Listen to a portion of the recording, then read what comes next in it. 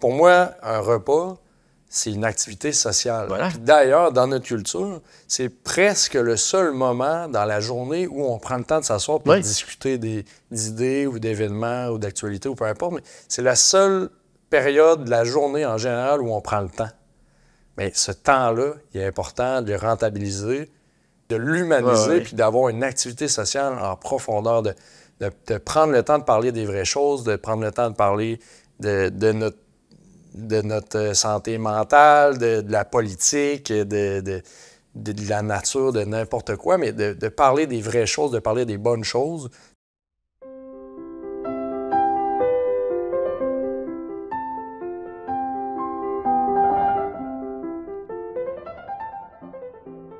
Samuel Pouliot, l'art du service à travers celui de l'art de la table. Une fois n'est pas coutume.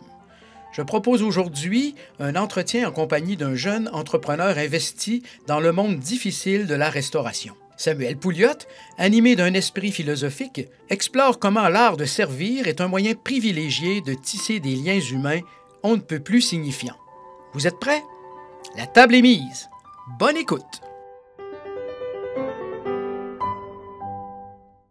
Samuel Pouliot, bonjour et merci de vous prêter au jeu de la conversation dans le cadre de ce balado. Vous êtes jeune entrepreneur à la barre d'un restaurant de Québec qui s'appelle le Kunda Hotel et qui marche plutôt bien. Vous faites une cuisine, vous revisitez la cuisine indienne avec des produits de très haute qualité. Pour y être allé, c'est très bon. Et vous êtes aussi, et c'est une des raisons pour lesquelles je voulais avoir cette conversation avec vous, le fils d'un ancien professeur de philosophie, ce qui vous a rendu sensible à la réflexion philosophique. Et entre autres sujets de réflexion, vous envisagez éventuellement de faire un livre sur l'art du service.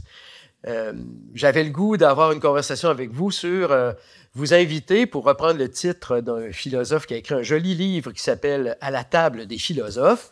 J'avais le goût d'avoir une conversation à la table de la philosophie, en vous entendant un peu nous raconter qu'est-ce qui vous a amené à ce goût de la restauration et quelles idées vous développez autour de l'art du service. Alors, racontez-nous un peu d'abord, très simplement, d'où vous vient ce goût pour la restauration et qu'est-ce que ça vous inspire? Premièrement, merci beaucoup là, de m'accueillir ici. Puis, dans le fond, un peu comme beaucoup de gens, j'ai commencé à faire du service en temps partiel pendant que j'étais justement à mes études en philosophie à l'Université Laval. Mon rêve, c'était un peu plus de devenir enseignant en philo au niveau collégial. Puis je travaillais au restaurant en attendant. Puis un jour, je me suis rendu compte que j'ai vraiment développé une grande passion pour le service, pour travailler dans ce domaine-là, beaucoup plus qu'en fait la philosophie. Ce qui a fait que j'ai vraiment changé de branche. Je travaillais à ce moment-là avec mon grand frère. Puis sous sa tutelle, j'ai développé énormément de connaissances, d'habiletés. Puis je me suis mis à y prendre énormément plaisir. En fait, là, c'est surtout ce qui m'a toujours passionné là-dedans, c'est le fait de recevoir les gens. C'est d'accueillir les gens dans un endroit puis leur faire passer un bon moment. C'est ça qui fait pour moi une énorme différence. Puis l'accueil, d'ailleurs, c'est un volet qui est énormément important dans le service, souvent une chose qui est négligée d'ailleurs. Et comment vous... ce qui m'intéresse en vous entendant, c'est ce passage de l'amour de la philosophie à celui de la restauration, en disant « la restauration l'a emporté ». C'est vraiment cette relation avec les gens, particulière avec les gens, qui a déterminé votre choix ou simplement les circonstances? Un peu de tout, là. Il y a plusieurs raisons. L'université, j'ai moins trippé un peu. Je trouvais ça très théorique. Pour moi, la philosophie, c'est très pratique. Qui est l'étude du bonheur. Puis je trouvais que, oui, les livres, c'est le fun, mais je trouve ça le fun de l'appliquer aussi. Puis en travaillant justement en contact avec des êtres humains, on travaille en contact avec des situations humaines qui engendrent nécessairement l'application de ces principes-là au quotidien. Puis ce qui est le fun avec la restauration, c'est qu'on en voit passer des humains, on en voit passer énormément, beaucoup plus que la majorité des gens quand on travaille au public. On a un contact avec des centaines d'individus différents, avec leurs bagages différents, leurs contraintes, leur complexité à tous les jours, ce qui fait que on peut pratiquer justement nos réflexions, on peut pratiquer plusieurs techniques, que ce soit de vente ou de psychologie ou peu importe, puis ça finit que tu développes on finit par justement appliquer cette philosophie-là que j'aimais, qui est le bonheur, puis à force de rencontrer des gens, bien, ça l'a peaufiné, ça l'a raffermi un peu ma pensée sur la chose. Puis au fil du temps, en devenant entrepreneur un jour, j'ai aussi, en ayant des employés, en fait, j'ai fini par me rendre compte que j'étais devenu un peu enseignant de ma philosophie dans mon entreprise. Donc, mon désir de pédagogie, à quelque part, il a été comblé par ça, puis ça l'a vraiment ça l'a ramené sur la table, en fait. Puis là, je me rends compte aujourd'hui que c'est ça qui me fait triper, c'est la pédagogie. Puis le canal que j'utilise en ce moment, c'est la restauration. Mais la philosophie qui est partout s'applique aussi à la restauration. Puis il y a plein de choses qui sont à penser, qui sont à vivre puis à enseigner là-dedans, en fait. Bien, en fait, donnez-nous donc quelques exemples de ces choses qui vous donnent l'envie, c'est un projet, j'ai bien compris, de réfléchir sur le service. Avez-vous quelques lignes directrices que vous aimeriez exploiter là-dedans? Qu'est-ce que c'est le service pour vous? Pourquoi cet intérêt particulier de le penser, le service? À plus de le pratiquer, vous le pratiquez déjà, là, mais... Bien, c'est sûr que, premièrement, je pense la première... si j'ai bien retenu quelque chose de la philosophie, c'est que ça serait de définir le terme. C'est bien ça. Puis, je vous encourage, c'est une bonne idée. Ça commence toujours mieux comme ça, savoir de quoi on parle. Pour moi, le service, là, ça serait de recevoir ou de mon rôle à moi, d'apporter ce qui a été demandé dans un délai raisonnable. Puis par ce qui est recevoir, j'entends que l'individu à qui on le sert en prenne pleine possession.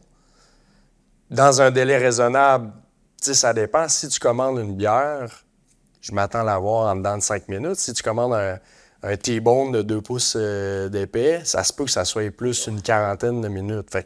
Fait que dans un délai raisonnable, après ça s'applique à plein de choses.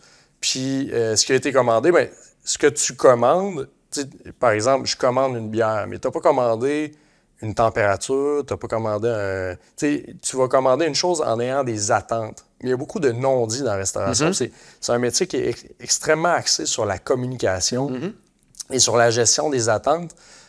Puis c'est ça. Fait qu'il y a des choses qui viennent de soi. Par exemple, tu commandes une bière, tu t'attends à ce qu'elle soit froide. Tu commandes un steak, tu t'attends à ce qu'il soit chaud. Je vais prendre ces exemples-là souvent pour 2 extrêmes. Oui. Mais c'est ça. Donc, c'est d'apporter dans un délai raisonnable ce qui a été commandé à la personne et qu'elle en prenne pleine possession. Mais après ça, il n'y a pas juste il y a tout un cadre où vous allez justement faire du service. Puis la chose la plus importante, souvent, qui est extrêmement négligée, puis pas juste dans un restaurant, parce qu'on a affaire du service à la clientèle à tous les jours, dans énormément de... J'arrive de mettre de l'essence dans mon auto. Je suis rentré dans le dépanneur, puis j'ai eu un accueil, puis j'ai eu du service à la clientèle. J'étais allé à l'épicerie hier, j'étais allé à la quincaillerie, on va à l'hôpital, à la bibliothèque, peu importe où ce qu'on va. Quand on arrive à un endroit pour acheter un produit, la majorité du temps, il y a un humain qui va nous donner du service. Puis depuis longtemps, à chaque fois que je rentre à quelque part, je me dis, Colin, il y a quelque chose qui ne marche pas. Parce que moi, je suis là, j'ai pris mon argent, je me déplace, je vais aller investir mon argent dans une compagnie, puis souvent, l'accueil que j'ai est soit froid, soit des fois inexistant, souvent il est maladroit ou des fois... combien de fois on va dans un endroit, je vais nommer l'épicerie ou la quincaillerie, par exemple, et on a l'impression de déranger, qu'on a l'impression qu'on n'est pas le bienvenu, que les gens ont d'autres choses à faire que de nous servir. Et pourtant, nous, on est là avec notre argent qu'on a gagné, qu'on a travaillé fort pour avoir. Puis on veut leur donner, puis à la limite, des fois, on a l'impression qu'ils la veulent même pas. Fait que ça, c'est une chose qui m'impressionne à chaque fois, puis ça me fait rire parce que c'est paradoxal, là, à quelque part, là, la personne. Absolument. Fait que c'est ça. Suite à cette constatation-là dans ma vie, je me suis questionné sur, bon, d'où le problème il vient, puis comment faire pour le régler, en fait, parce que c'est quelque chose qu'on vit tous à tous les jours, puis ça a un impact au niveau psychologique. Si toute ta journée, tout le monde qui t'a servi l'a mal fait, bien, ça te donne moins envie de sortir, puis ça fait que tu peux être un petit peu plus cynique par la suite, puis bref, il y a plein de répercussions qui peuvent avoir à ce niveau-là, mais je me suis posé la question comment faire pour améliorer ça. Puis pour moi, le service débute absolument par un bon accueil. Ça, c'est essentiel. Puis un bon accueil, pour moi, ça commence par « Salut, ça va ». Pourquoi « Salut, ça va », c'est qu'au Québec, dans notre culture, la politesse, c'est qu'on se salue comme ça. Salut, ça va bien. Dans d'autres cultures, il y a des gens qui vont demander salut, comment ta femme va, ton grand-père, ta fille, ses études, comment ça se passe la compagnie de ton frère. Puis au final, ça va être et puis toi, comment tu vas. Mais au Québec, c'est salut, ça va. Puis au ça va, on ne demande pas nécessairement de nous expliquer tous les problèmes financiers ou familiaux ou peu importe que tu as. C'est juste une figure, c'est juste une forme de salutation officielle, polie. Puis ça commence par ça. Puis ça, c'est quelque chose que j'ai implanté, instauré au Kunda et que j'enseigne à mes employés, puis sur lequel je mets l'emphase à tous les jours, qui est que quand tu rentres au Kunda, il y a quelqu'un qui va venir te voir, qui va te demander comment ça va. Puis même si vous ne répondez pas à cette question-là, on va vous la reposer juste avant que vous répondiez, parce que sinon, les employés, c'est interdit de laisser rentrer quelqu'un qui ne répond pas à cette question-là. Ah ouais? Absolument. Bien, il va se passer quoi? Bien, il va se passer que je vais te poser la question juste avant que tu répondes. Oui, mais je vais me faire mettre dehors si je ne réponds pas non. Exactement. C'est déjà arrivé? C'est déjà arrivé. C'est déjà arrivé? C'est déjà arrivé. L'autre jour, il y a un... Puis là, nous, on a la chance d'avoir un restaurant qui roule, mais ça ne roule pas juste par chance. Moi, dans la vie, je crois au travail, je crois pas à la chance. Puis la raison pourquoi le Kunda Hotel roule, c'est qu'on travaille vraiment fort pour que ça roule. Mais si... Tu sais, pour moi, c'est une question piège, en fait. Le salut, ça va. Parce que souvent dans la vie, quand on répond à une question, on donne beaucoup plus d'informations avec ce qu'on ne dit pas que ce qu'on dit. Fait que si tu me dis « oui, ça va nécessairement sous-entendre des choses, mais si tu me réponds pas, ça sous-entend d'autres choses. Oui. Là, tu viens de me donner ta stratégie ou ta personnalité. Comment tu te sens, comment tu es. Fait que si tu réponds pas à « ça va bien », bien, ça se peut que tu sois stressé, ça se peut que tu sois de mauvaise humeur, ça se peut que ça ne te tente pas d'être là. Il y a des gens qui vont au restaurant, ça ne leur tente même pas d'aller au restaurant. Oui. Puis ils se rendent compte sur place que ça ne leur tentait pas, puis tout ce qu'ils ont envie, c'est de s'en aller. Mais tu sais, nous, en tant que serveur, notre travail, c'est de faire du profilage, c'est de comprendre à qui on a affaire, parce qu'on rencontre des tonnes de gens, puis il faut, en 30 secondes, deviner comment la personne se sent. Tu sais, il y a des restaurants, il y a plusieurs sortes de restaurants aussi. Nous, ce qu'on vend comme expérience, c'est non seulement un endroit où on peut se restaurer, c'est un endroit où on peut s'amuser, puis c'est un endroit où on peut vivre une expérience. Mais il y a des gens aussi qui sont spécialisés dans un créneau. Dans un des 3 créneaux que je viens de nommer, mais nous, on offre une expérience assez globale. Mais il y a des gens qui veulent juste se restaurer dans la vie, il y a des gens qui veulent vivre seulement une expérience, il y a des gens qui veulent juste avoir du plaisir. Tu sais. C'est vraiment différent d'une personne à l'autre. Mais en posant la question, on a le ton de la personne, puis non seulement on a son ton à elle, mais en plus, on impose le nôtre. C'est-à-dire, tu rentres chez moi, on va dire, je fais un souper avec des amis, tu rentres chez nous, je te demande comment ça va. Si tu me réponds pas, premièrement, tu n'es pas le bienvenu. Je t'invite chez nous. Je te fais à manger, je te nourris, je t'abreuve. Oui, tu payes, entre parenthèses, le lien avec le restaurant, mais... Non, mais je vous arrête une seconde parce qu'il y a quelque chose d'intéressant dans le parallèle avec l'invitation chez soi avec des amis. Il n'y a pas de transaction économique, mais si je résume bien ce que vous venez de dire, le service, ça commence par l'accueil. Et l'accueil, ce qui m'a frappé dans ce que vous dites, c'est que ça commence par décrypter la culture dans laquelle s'inscrit la visite chez vous. Vous dites, au Québec, on dit « Salut, comment ça va? » Ce qui ne sera pas exactement la même formule, dépendamment de cultures différentes. D'ailleurs dans le monde. Ou d'ailleurs dans le monde, c'est ce que je dis. Donc, vous faites un lien, et vous me corrigez si je me trompe, entre le service et l'accueil étant l'acte premier, fondamental, de ce qui va permettre le service le mieux adapté aux personnes qui viennent chez vous. Mais je continue en disant, mais là, si je vais chez vous, non pas comme client, mais parce qu'on serait des amis, et que là, donc, il n'y a pas la dimension pécuniaire derrière, bien, si je vais chez vous, bon, c'est sûr que si on est des amis, vous me demandez comment ça va, je devrais répondre, là. Logiquement. Par contre, si on est des amis, puis que je dis rien, là, vous allez décoder rapidement, oups, il y a quelque chose qui va pas bien. C'est ça. Là, vous n'allez pas me mettre dehors, je présume. Non, mais là, je comprends que ça vous sert comme pour faire du profilage, comme vous dites, là, c'est-à-dire comment je vais me comporter. Bon. Et là, j'ajouterais à ça une petite objection, c'est-à-dire au Québec, moi, mon expérience, c'est que, et vous avez raison de dire, on dit aux gens comment ça va, c'est la formule consacrée, mais on répond à cette formule 99%, assez souvent, par un mensonge. On répond toujours oui. 100% d'accord. Hein? On répond toujours oui, mais surtout dans une situation de restaurant, je n'irai pas dire au restaurateur « Non, ça va pas, je suis en train de faire une faillite, n'importe quoi. » Absolument. Tu me poses la question, je dis « Mais oui, ça va. » C'est juste que ça ne témoigne pas nécessairement de mon état d'âme. Alors, oui et non, mais oui. C'est là où je veux en venir, c'est que en fait, je te demande pas vraiment, au client, je ne vous demanderai pas vraiment comment vous allez sincèrement. C'est la forme de politesse va donner le ton quand même de votre état d'âme. Pas de votre vrai... Je vous demande pas la vraie façon, en profondeur, comment vous vous sentez. C'est que, là, je reviens à une chose que vous avez dit, on arrive dans une culture. Mm-hmm. Là, je vous reçois dans une culture. Le Kundo Hotel, par exemple, c'est une culture chez moi, c'est une culture différente parce que c'est des gens différents qui gèrent l'endroit. Vous arrivez dans une culture et vous... nécessairement, la culture vous arrivez dans un endroit où il se passe des choses, où il y a des valeurs, et vous avez le choix de vous y plier ou de ne pas vous y plier.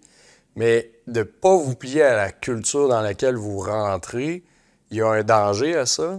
Puis de trop l'imposer, il y a un danger aussi. Oui, c'est ça. Oui. Je comprends ça. Puis sinon, quand je demande comment ça va, la question n'est pas vraiment sincère. C'est pas vraiment ça l'intention.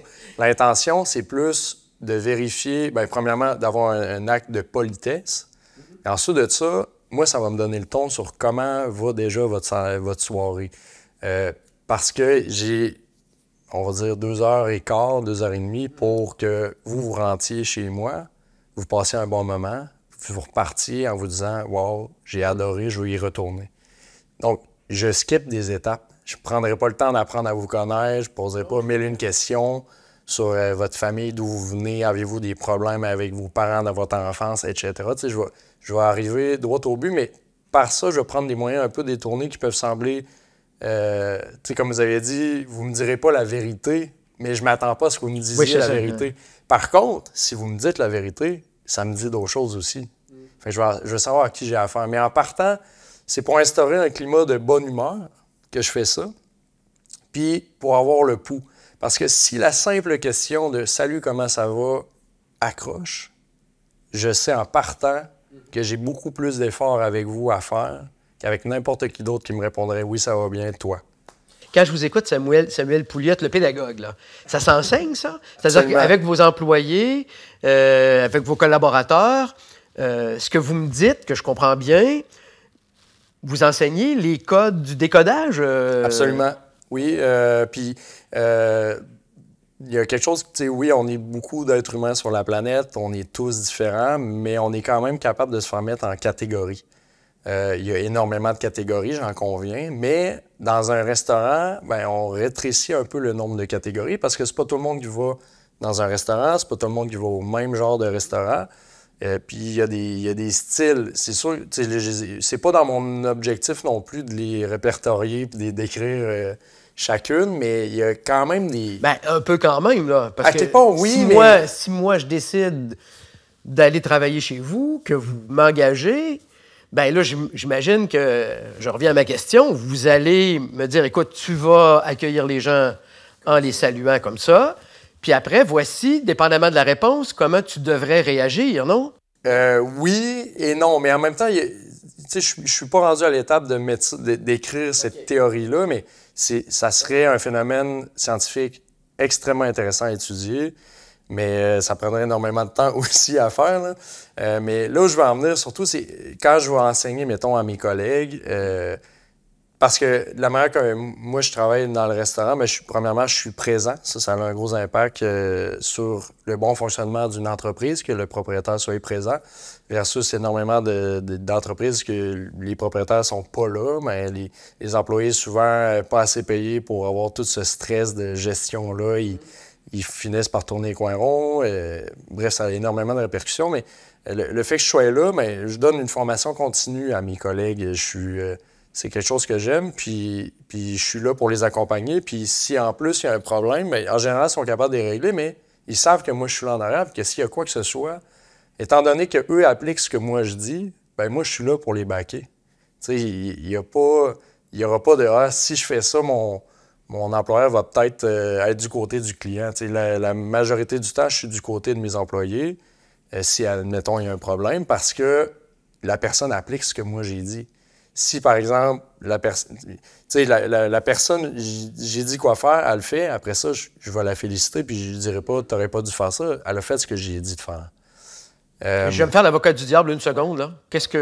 Comment vous réagissez à ce qu'on entend souvent dans le milieu du commerce? Le client a toujours raison. Ça, c'est une chose qu'on entend souvent, mais le client a toujours raison. Encore une fois, autant que ça va bien, c'est pas tout à fait ça que ça veut dire pour moi. Mm-hmm. Pour moi, le client a toujours raison. Ce que ça veut dire, c'est que le client doit sortir heureux.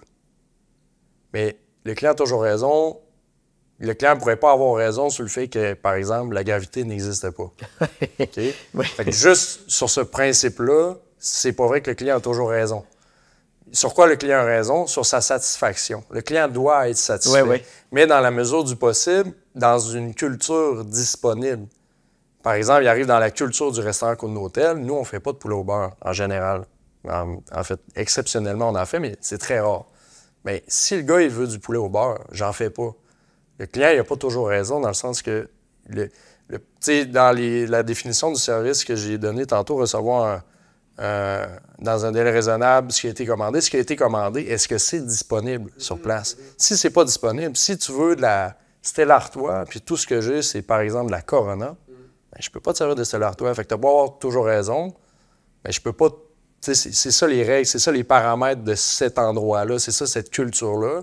Donc, le client, il vient chercher une expérience, puis il a, à quelque part, oui, toujours raison, mais dans la mesure du possible de ce que l'entreprise a à offrir. Oui, mais je comprends que ce qui m'apparaît très fécond dans votre réponse, c'est la raison de la satisfaction. Alors, vous avez raison pour la gravité. Il n'y a pas moyen d'avoir raison là-dessus. Mais en même temps, je pense que c'est aussi tout à fait naturel qu'un restaurant, quel qu'il soit, ne peut pas offrir tous les produits inimaginables sur la planète. On s'entend. Mais j'aime bien cette idée de dire qu'il y a un lien entre raison et satisfaction. C'est le but que vous poursuivez. Je reviens parce que vous avez réévoqué la chose. Vous définissez le service en fonction du délai et c'est ça, vous avez dit, pardon, répétez, le temps de recevoir dans un délai raisonnable ce qui a été commandé. Voilà. Je vous relance pour vous amener à approfondir encore cette notion de service. Je suis allé à Montréal il y a quelques mois et je suis allé dans un restaurant où j'ai été servi par un robot. Et alors là, de délai raisonnable, tout était respecté. Mais là, je me disais, en vous entendant, qu'est-ce que vous avez à dire de plus pour remplacer le robot par... le robot, il est sans humeur. Ben, on lui fait un petit sourire, hein, la machine, mais il est très efficace. Ça, c'est sûr. Puis c'est un autre type de restauration, j'en conviens. Puis l'humanité est appelée, puis d'ailleurs, dans l'émission que j'ai écoutée, que vous avez faite sur justement la technologie. Le rapport aux machines. Le rapport aux machines, oui. on en parlait, puis c'est extrêmement pertinent et intéressant, mais appelé à être de plus en plus présent dans nos vies. Puis ça, je suis pas contre, en fait. Par exemple, la restauration rapide, c'est merveilleux. Tu arrives au service à l'auto, ça prend 30 secondes. Tu as un burger, une frite, une boisson gazeuse. 30 secondes, c'est du génie. Moi, j'ai énormément de respect pour ça. Puis je suis consommateur aussi, comme un peu tout le monde. Puis je trouve ça merveilleux. Par contre, il y a une chose extrêmement importante à savoir, c'est que le produit de la restauration, c'est pas la nourriture, c'est pas le service, c'est pas l'ambiance, c'est l'humain. Puis ça, c'est une chose qui est souvent négligée. Les gens... la raison pourquoi on va aller à un restaurant la première fois, en général, c'est parce qu'on a entendu dire que c'était bon. Ou qu'on est au courant d'une façon ou d'une autre, soit des rumeurs, soit les réseaux sociaux, peu importe, que cet endroit-là, ils servent de la bonne nourriture ou le concept, il est bon. Ensuite de ça, si on y retourne, c'est un, parce que c'était bon. Deux, parce qu'on s'est senti... Tu sais, le client a eu raison à ce moment-là. Le client est sorti satisfait. On a eu une satisfaction, que ce soit la nourriture, le service, l'ambiance, tout ça a fonctionné. Mais à partir de la troisième visite, il se crée un phénomène que souvent les gens oublient et qui est extrêmement important dans la restauration, qui est qu'on crée des liens. C'est un humain qui vous sert. Vous n'aurez jamais la même relation avec une machine qu'avec un humain. Ça ne serait jamais reproduisable. En fait, parce que l'humain, c'est le produit de la restauration. Puis la raison pourquoi on a un podcast aujourd'hui, c'est que je vous ai servi à plusieurs reprises, vous et votre femme. Oui, oui. Même vos enfants. Mais. Puis quand vous venez, on ne parle plus de la nourriture. Oui, on en parle. Est-ce que c'est oui, votre goût, oui, tout mais est votre effectivement, goût, il y a un lien, absolument. Mais oui. finalement, ce qui arrive, c'est que à force de servir des gens, à force de côtoyer des gens dans la vie, on crée des liens, puis on crée des fois même des amitiés. Puis mes meilleurs clients dans le temps, aujourd'hui, sont rendus mes meilleurs amis. Puis aujourd'hui, on n'a plus besoin du contexte où j'ai besoin de leur vendre quelque chose ou qu'ils m'achètent quelque chose pour se voir et avoir du plaisir ensemble. Parce que l'humain a finalement transcendé le besoin pécunier, on pourrait dire, ou il a transcendé la transaction, en fait. La transaction, c'est un contexte. C'est un environnement où on rencontre des humains. Puis au final, mon objectif personnel, c'est que quand le client il part, c'est qu'à long terme, cette personne-là devienne mon ami. Bien sûr, c'est impossible que je devienne ami avec tout le monde. De tout le monde, non. Mais c'est ça l'objectif au final. Questions, commentaires ou objections, rejoignez Louis-André Richard à repère@le-verbe.com.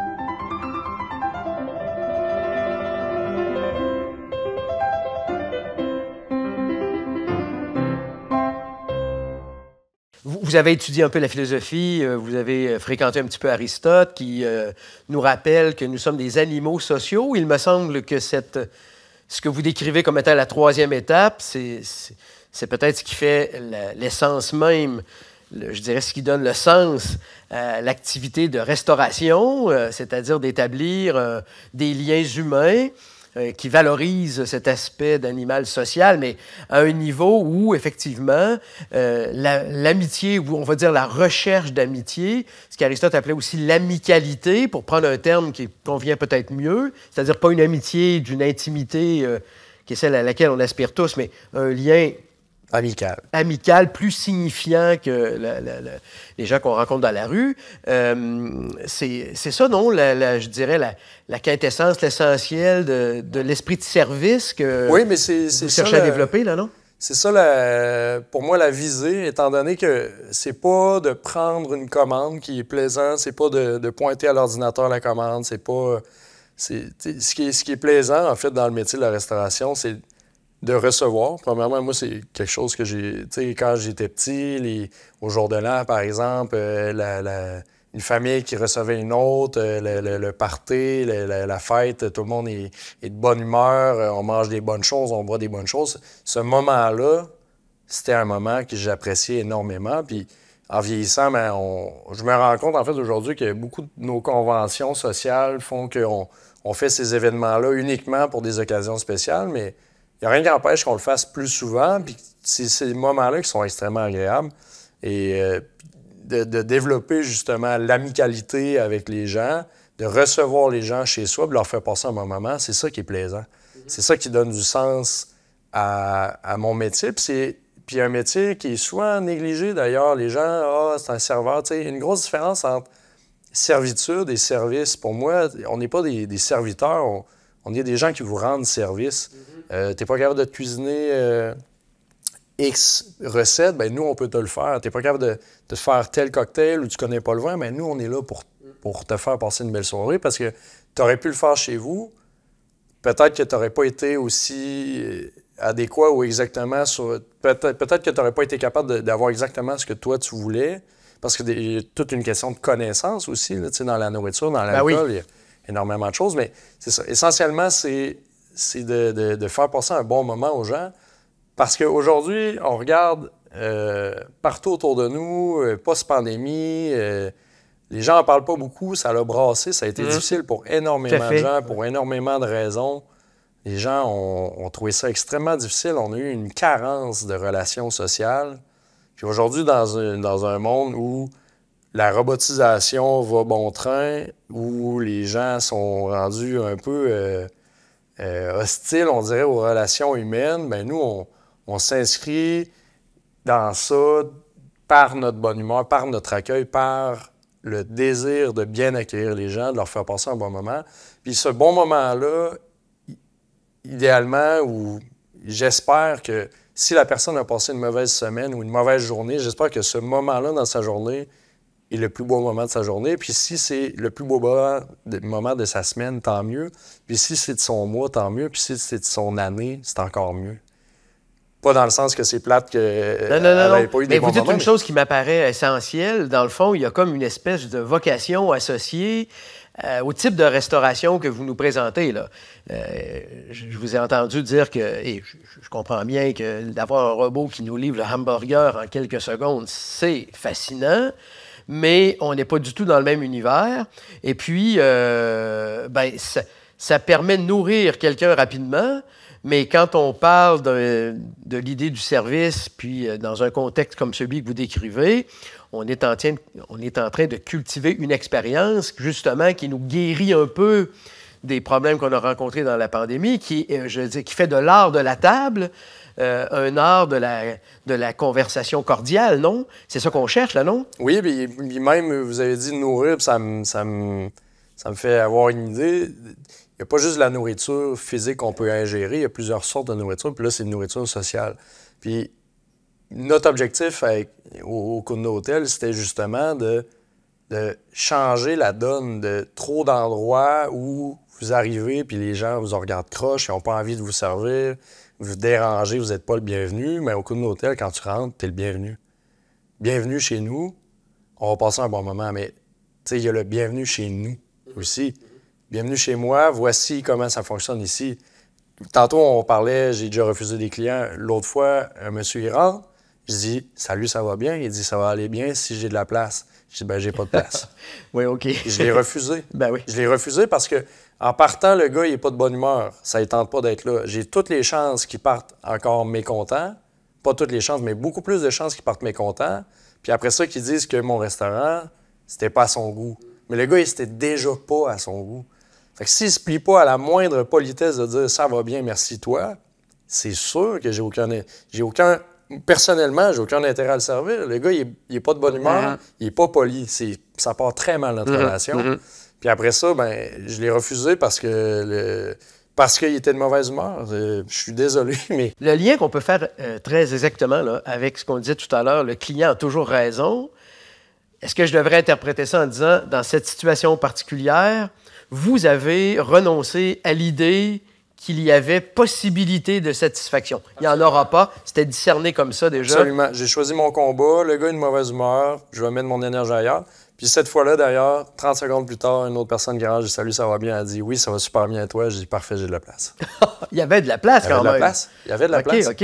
Mais autant je trouve qu'aujourd'hui, il y a tellement d'offres partout, dans tellement de domaines, que je pense qu'on peut se permettre aujourd'hui de choisir plus les endroits où on dépense notre énergie, notre argent, notre temps. Tu sais, notre temps qui est, tant qu'à moi, la valeur la plus importante, parce que ça, on peut pas en avoir jamais. Tu sais, c'est là, puis ça part, puis quand il n'y en a plus, il n'y en a plus. Mais tu sais, tu donnes ton temps à un endroit, mais tu pourrais le donner à un autre que tu vas passer un bon moment. Il y a tellement d'endroits où on dépense notre temps d'une mauvaise façon qu'on se rend compte que finalement, on a gaspillé notre temps à cet endroit-là.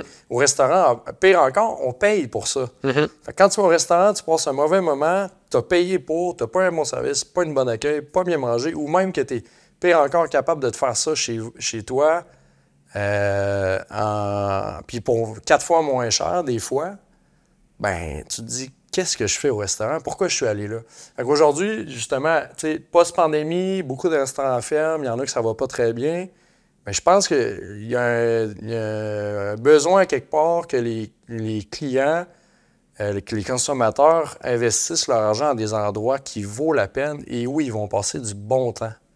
Parce que ça c'est, pour moi, c'est important. Ça a une valeur. Puis je trouve que trop souvent, on est trop dans la quantité versus la qualité. Il y en a des excellents restaurants dans la ville de Québec. Là. On n'est vraiment pas à plaindre, même par rapport à Montréal. On a des très, très belles tables.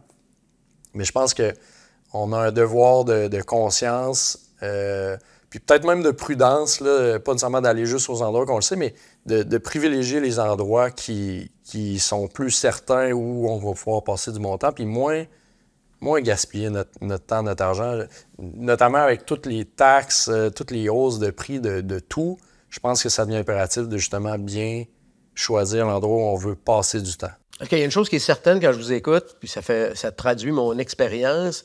En général, les coûts sont très élevés, on comprend, parce que tout est très cher, l'approvisionnement et tout. Mais c'est certain que dans le contexte actuel, moi, comme consommateur, je vais avoir le réflexe de dire parfois, si j'investis un montant X, bien, je vais aller justement chercher une côte de bœuf chez le boucher. C'est des cuisines assez simples quand on est un petit peu habile. Puis finalement, je vais avoir une qualité de... Alors, effectivement, une fois que j'ai pris cette décision-là, celle qui me reste pour dire, bien là, je vais me déplacer pour aller dans un établissement de restauration. Je pense que ce qui fait la différence, c'est ce que vous avez décrit, là, c'est-à-dire l'ambiance, l'accueil. C'est sûr que je vais avoir tendance à privilégier de goûter des choses que j'aurais la difficulté à reproduire. C'est sûr que ça, c'est avantageux. Ben oui, parce que sinon... Sinon, pourquoi y aller? Et voilà. Fait?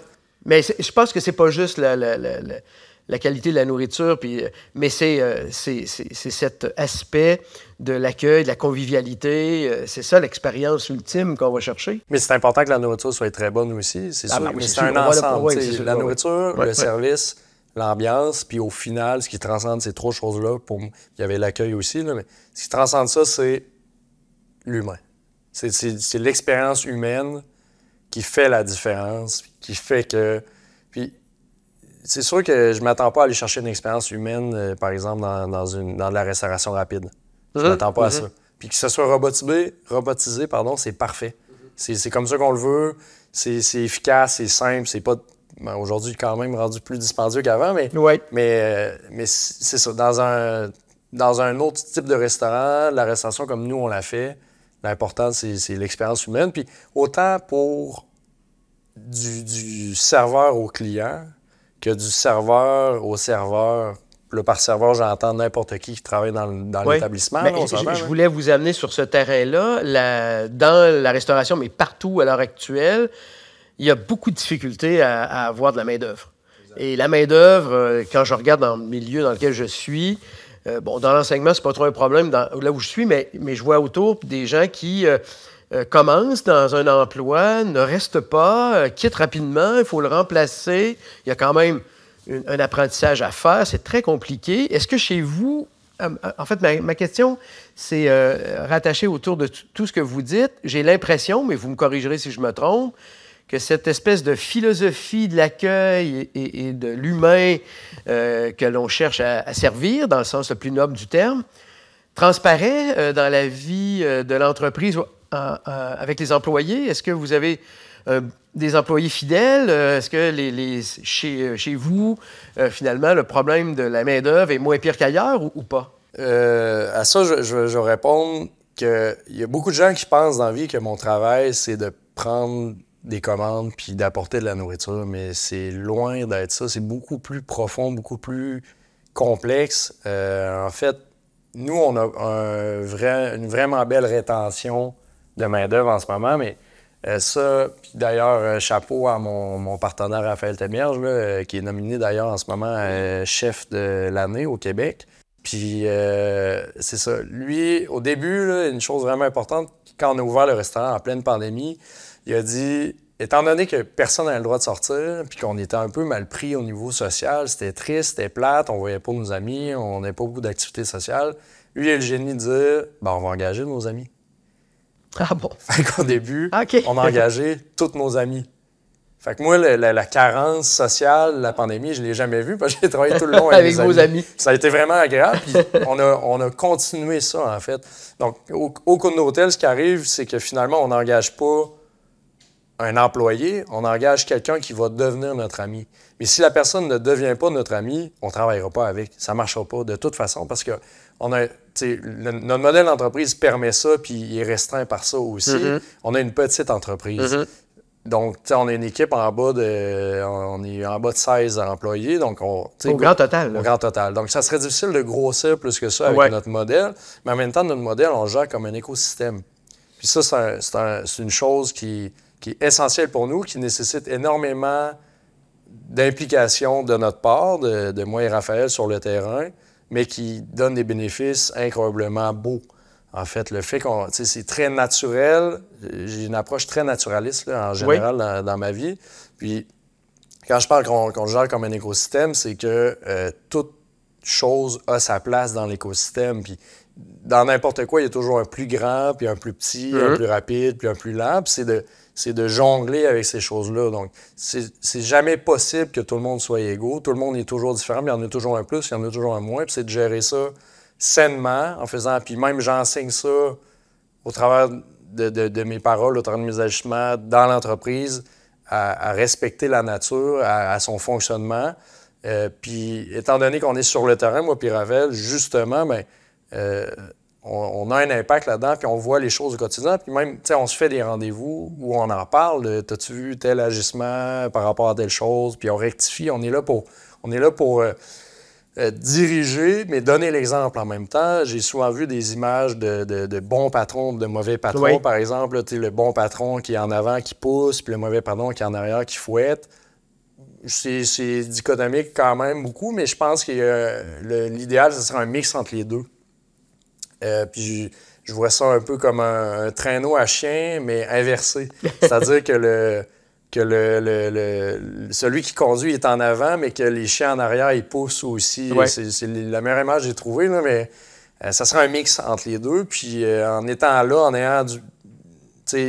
en ayant non seulement du plaisir avec nos employés, mais on est là pour leur montrer nos connaissances, pour les appliquer, pour les développer. Puis tout ça dans le but, au final, pas pour que ces gens-là soient mes employés le restant de mes jours, non, pour que ces gens-là arrivent dans la vie après, qu'ils soient équipés. Qui s'épanouissent et puis qui, tirer le meilleur, discerner la compétence de chacun à sa place, puis la développer, le meilleur, puis la développer. Puis après ça, bien, la personne, elle va aller n'importe où après dans la vie, puis elle va être apte à affronter n'importe quel défi, à travailler dans n'importe quelle équipe, puis à devenir le meilleur d'elle-même. En fait, puis ça, c'est mon... Tu sais, autant j'ai un désir pédagogique envers la clientèle, à quelque part, mais aussi envers les employés, puis même majoritairement envers les employés. Ce qui fait que je me retrouve finalement avec une petite classe de philosophie dans un restaurant, puis ça remplit mes rêves que j'avais, en fait. Et vous continuez de nourrir votre esprit de la lecture de la philosophie? Absolument, avec des très bons livres de M. Louis-André Richard. En fait, ces livres-là de M. Louis-André Richard, ils mettent en valeur des philosophes beaucoup plus grands que lui. Donc, l'intérêt, c'est de rencontrer Platon, c'est de rencontrer Machiavel et d'autres. Donc, vous continuez, parce que ça m'apparaît être, et je peux me tromper, mais être une espèce d'hygiène intellectuelle qui a ses répercussions sur tout ce que vous décrivez dans l'art de servir. Vraiment. Puis il y a énormément de philosophes. Je prends par exemple Sun Tzu, son livre L'art de la guerre. C'est un livre que j'applique à tous les jours dans mon travail parce que, à quelque part, il y a un combat entre le client et le serveur. Mais c'est pas un combat où il faut... Le combat, si le client sort heureux, moi, j'ai gagné mon combat. Fait que il y a une façon de transposer ça. Il ne s'agit pas d'achever la victime, mais de la mettre en valeur. Il ne faut pas tout mettre à feu et à sang, c'est pas ça l'objectif. Mais ça reste qu'il y a des principes qui s'appliquent énormément. Il y a des principes de Platon, d'Aristote, de Machiavel, autant. Puis sinon, il y en a vraiment beaucoup. Puis c'est des choses qui s'appliquent à tous les jours, en fait. Puis quand je parlais au départ je trouvais ça trop théorique, par exemple, à l'Université de la philosophie. Puis c'est pas une critique envers personne, c'est juste que ça s'appliquait pas à mon style. Oui, je comprends. Mais aujourd'hui, je trouve que j'applique la philosophie d'une façon pratique, quotidienne, concrète, à des situations qu'on est capable de comprendre, de discuter. Puis je l'enseigne à des gens, puis après ça, c'est des principes généraux qui vont pouvoir s'appliquer à plein de situations particulières. Le paradoxe de la philosophie, c'est son essence même est spéculative. Donc, c'est une manière d'être qui nous plonge dans le monde des idées. Alors, en tant qu'on est dedans, on est nécessairement loin de la vie pratique, mais l'intérêt, c'est qu'éventuellement, le transfert se fasse, puis c'est ce que je comprends dans ce que vous dites. D'ailleurs, si on s'amuse à regarder beaucoup de grands décideurs dans ce monde, là, je pense à M. Péladeau, par exemple, avec Québécois, à Pierre-Éliott Trudeau, le père, là, pas le fils. Ben, Pierre-Éliott Trudeau avait fait des études sur Machiavel et ça paraissait là, dans son acte très concret d'être premier ministre de l'État canadien. Même chose pour M. Péladeau qui a fait des études sur Nietzsche. Ben, ça paraît aussi dans la manière de gérer son empire. Mais bon, ben voilà. En fait, ici, je dis souvent à mes étudiants, la philosophie, ça sert à rien, vraiment, mais ça change tout.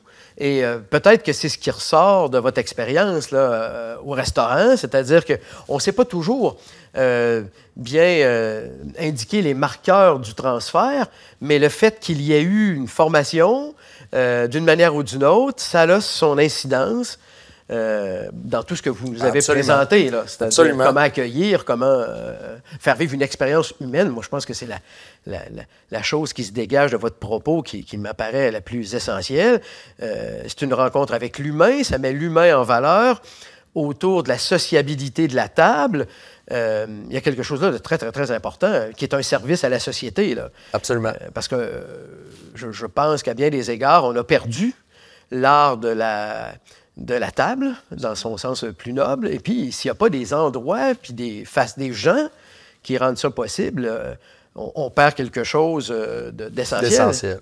Vous avez déjà entendu parler du mouvement du slow food par opposition au fast-food. Bon. Alors, il y a eu, ça date de quelques années, mais bon, on connaît tous le fast-food, alors on parle de McDo, ces choses-là, mais à un moment donné, il y a une réaction, que, si mon souvenir est bon, qui était originaire d'Italie, où il y a des chefs italiens qui ont dit « OK, on va partir le mouvement du slow food ». Et le slow ici, ça rend compte d'à peu près tout ce que vous avez dit.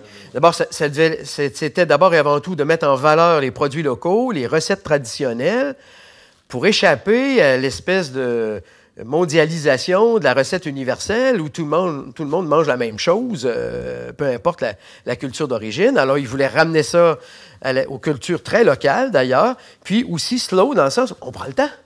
On prend le temps, on est autour de la table, et puis voilà. Donc C'est sûr que dans un contexte de restaurant, prendre le temps, c'est un peu plus compliqué, étant donné qu'il ne faut pas oublier qu'un restaurant, c'est une entreprise qui veut faire de l'argent quelque part. Donc, c'est sûr qu'il y a des paramètres qui font qu'on a tant de temps alloué à une table. Mais le slow food, j'abonde dans ce sens, mais autant que c'est très viable parallèlement au fast-food. C'est une Ah, oui, restauration différente. Oui, mais là, je pense qu'il y a un combat. Il y a un combat social. Et ben, c'est mon Ouais, avis. mais ça dépend. Vous pouvez ne pas être d'accord. Ça dépend qu'est-ce que vous voulez dire Ben, par rapport... c'est-à-dire que le combat, c'est quel genre de liens humains on structure avec ces offres différentes. Qu'on reconnaisse la présence de toutes les offres, oui.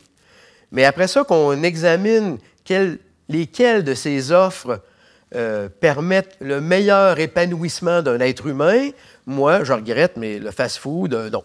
Je suis d'accord avec vous là-dessus, ça, mais en théorie, OK, si on a choisi une des deux, mais ce qui arrive en pratique, c'est que les deux vont toujours exister. Ah, c'est sûr, Fait c'est que sûr. finalement, c'est pour ça, c'est là que je voulais en venir, tu sais, c'est deux...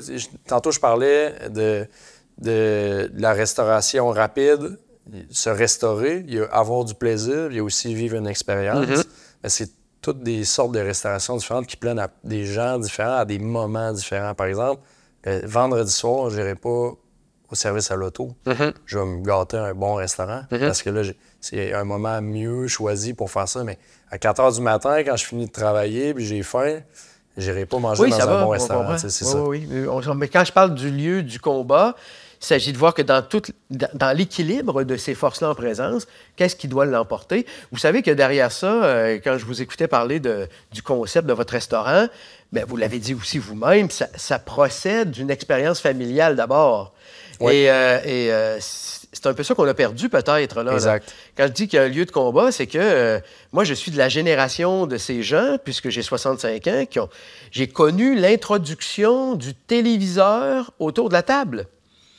J'ai connu les premiers téléviseurs et j'ai vu que ça, au Québec particulièrement, c'est ma culture, mais je pense que c'est vrai partout en Amérique puis en Europe aussi, plus en Amérique qu'en Europe d'ailleurs, ben, on a vu s'inviter à la table un convive indésirable. Exactement. Parce que la télévision, ça devenait le lieu où tout le monde regarde à un endroit, puis personne ne se parle. Mais ça, c'est extrêmement problématique. Ben voilà. Je suis bien d'accord avec vous là-dessus. D'ailleurs, chez nous, on n'avait pas le droit de télévision à la table. Pourquoi? Puis, en fait, ça, c'est ma constatation aujourd'hui. Pour moi, un repas, c'est une activité sociale. Voilà. Puis d'ailleurs, dans notre culture, c'est presque le seul moment dans la journée où on prend le temps de s'asseoir pour discuter d'idées ou d'événements ou d'actualités ou peu importe. Mais c'est la seule période de la journée en général où on prend le temps. Mais ce temps-là, il est important de le rentabiliser.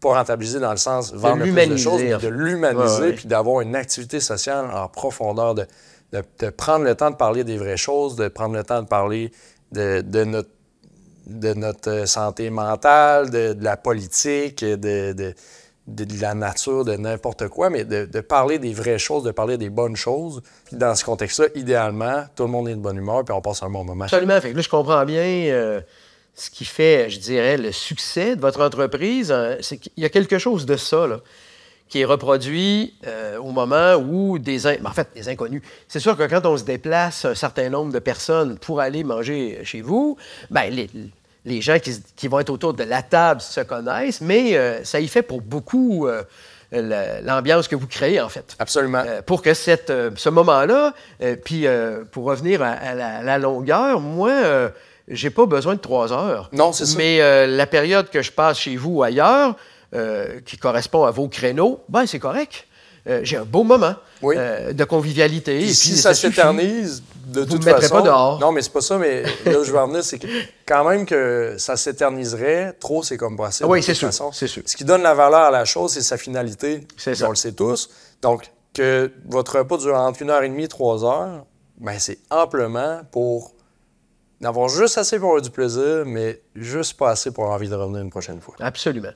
Écoutez, on est presque déjà à la fin de notre rencontre. Il y aurait eu d'autres sujets. Je sais que vous êtes un chasseur dans la vie, et puis le rapport à cette activité, c'est aussi un sujet important. Bon, on aura d'autres occasions de le faire.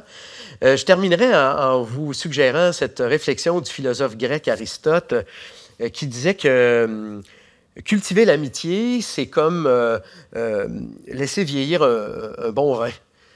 C'est la longueur du temps qui fait en sorte que la substance s'améliore. Et moi, je suis content de voir qu'une jeune entreprise qui est administré par de jeunes personnes, en tout cas j'espère, aura longue vie et va se bonifier de la même manière, en tout cas en présentant les liens humains comme vous nous les avez présentés. Il me semble que les ingrédients sont là, si vous me permettez le lien un peu idiot, là.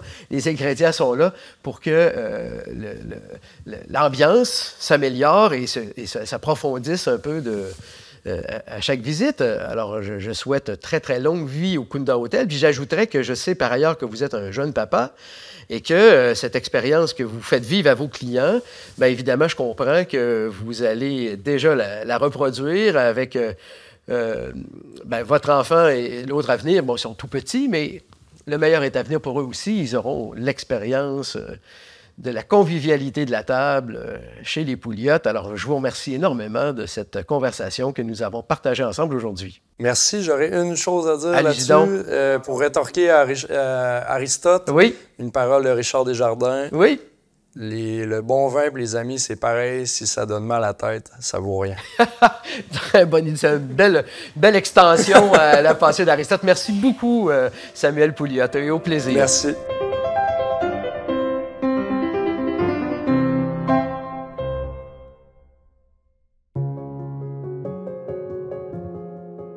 Repère est produit par l'équipe du Verbe Média. 100% indépendant et gratuit, le Verbe a pour mission de conjuguer foi et culture contemporaine. Visitez leverbe.com pour découvrir toutes nos productions et faire un don.